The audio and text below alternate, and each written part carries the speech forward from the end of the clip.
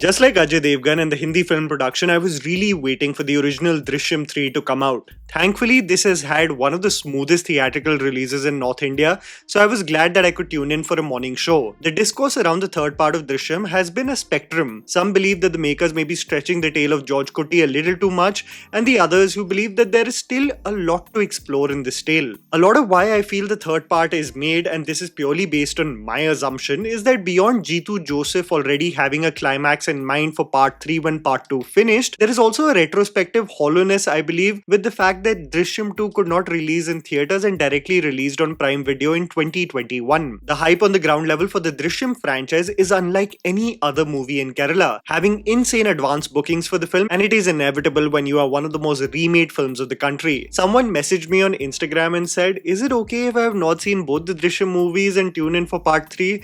And that is the delusional confidence I strive for. We were introduced to George Kutty and his family that dealt with a creep called Varun who was blackmailing the family with lewd photographs of their daughter by killing him and burying him. Everyone's jaw dropped when it was revealed that George Kutty buried the kid under the newly constructed police station without anyone noticing. After bamboozling the police and Varun's family, 6 years later, the case is reopened due to the witness testimonies and the conviction of the police that George Kutty has committed the murder. Through a series of categorical and strategic decisions that involved forensics manipulation, body swapping, and framing most of the accusations of the police being a carbon copy of the book he has written, titled Drishyam, which he had plans of adapting into a movie, George Kutty was just 2 steps ahead all the time. In part 3, however, we are introduced to a George who seems to have his guards down. The question arises, is the quest to label him and his family as murderers truly over?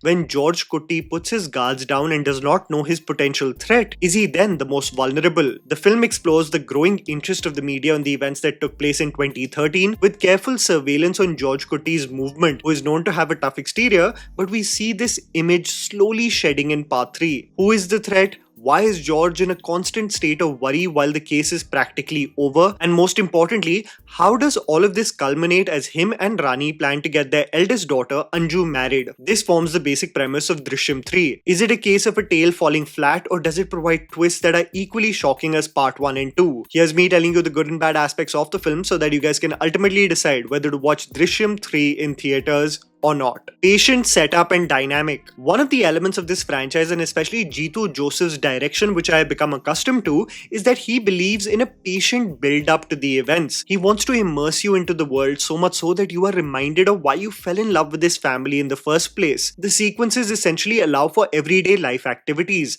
momentarily making you forget that this is a part of a crime thriller. This technique actually worked wonders for the franchise because when things build up to actually gain steam, where you feel like the walls are closing in on George Kutty, you are accustomed to which psychological state the family is in currently. If you remember part 2, this slow build-up of the narrative gave us time with Anju, who was dealing with several complications while battling PTSD. You had Anu, who was seeking for some normalcy as a teenager. You saw George Kutty, who had gained prominence as a theatre owner, and how this rise monetarily also grew a resentment within those around him. Similarly, in part 3, you fully understand this sense of urgency or anxiety in George and Rani regarding Anju's prospects in marriage, how the chatter sabotages any prospect of a normal, peaceful life for the family. This and Anu's persistence in conveying her reservations when it comes to elements like dowry, her own future, and expressing herself like an equal within the family dynamic, much to the annoyance of Rani, I believe provided a great insight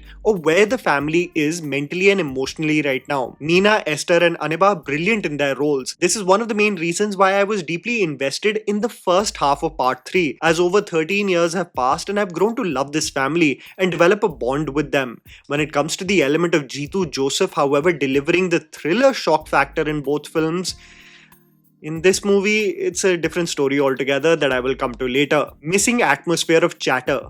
One of the elements absolutely missing in this tale is the brilliant atmosphere created by Jeethu Joseph in both parts previously, regarding the thoughts floating around the grapevine on whether George Kutty actually committed the murder. The assumption in part 3 is that the case has gone cold, and this has led to the discussions and gossip around the village not being as active as it previously was.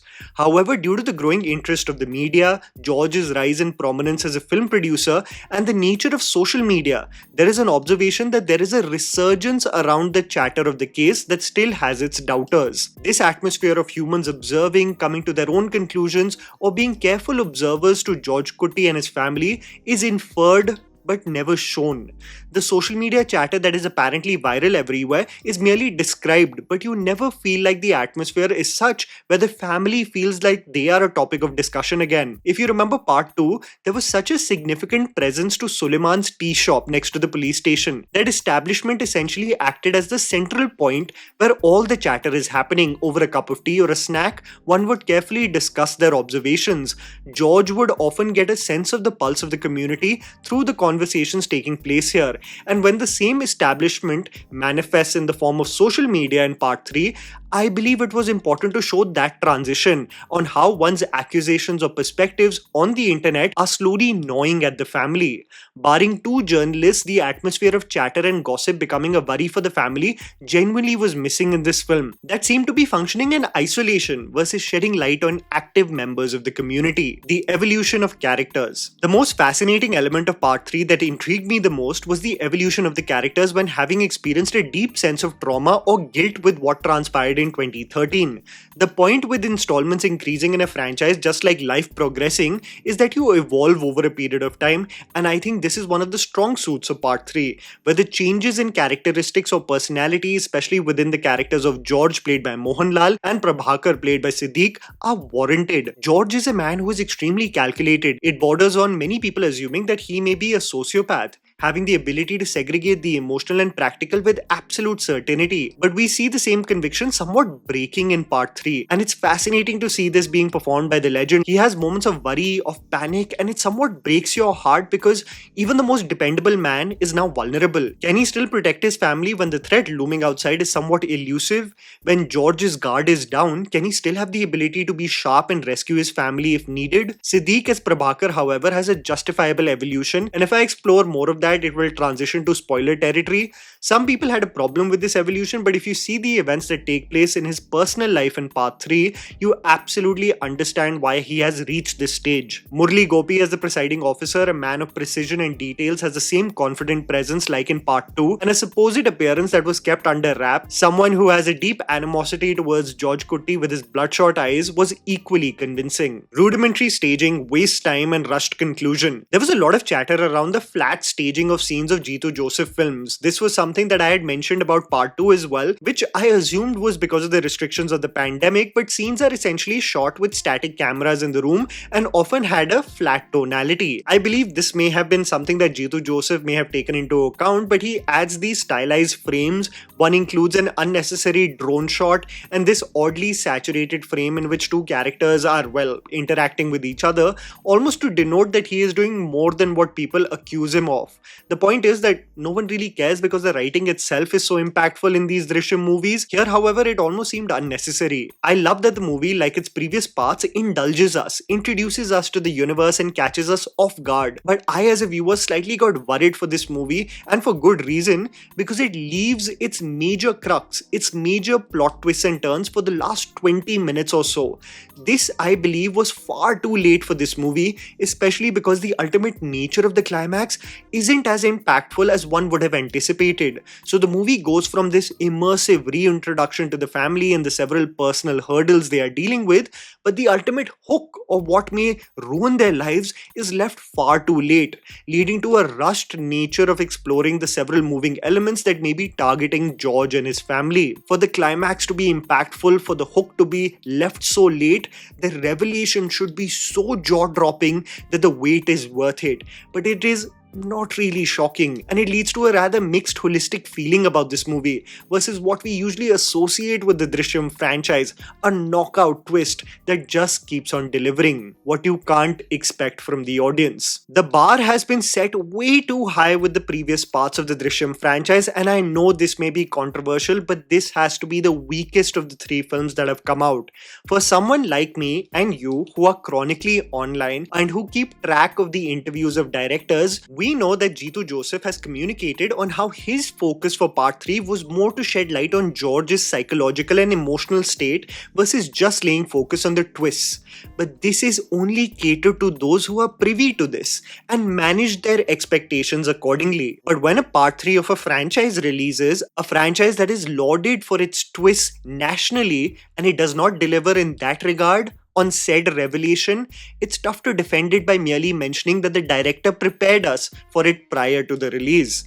I don't think that is a good defense for a movie that wants to be an emotional tale and a crime thriller too. Drishyam 3 offers several interesting facets to George Kutty and his personality in this film. We get shown a side we never thought was possible, a more vulnerable and emotional man versus the calculated strategist we were used to. And while this does land because of Mohanlal's effective performance, I can't help but conclude that this was an average experience at best, especially on how poorly the climax developed, neither developing a sense of shock within me nor a sense of wonder on how Jeethu Joseph pulled it off from a writing POV. I expected so much more. And that was the video, guys. Write down in the comments below what you think about Drishyam 3. Please don't forget to follow me on Instagram. The handles are right in front of you. Follow me at JammyPants4. Also, please support us by smashing the like button and subscribing to our channel for weekly content ahead. Thank you for watching.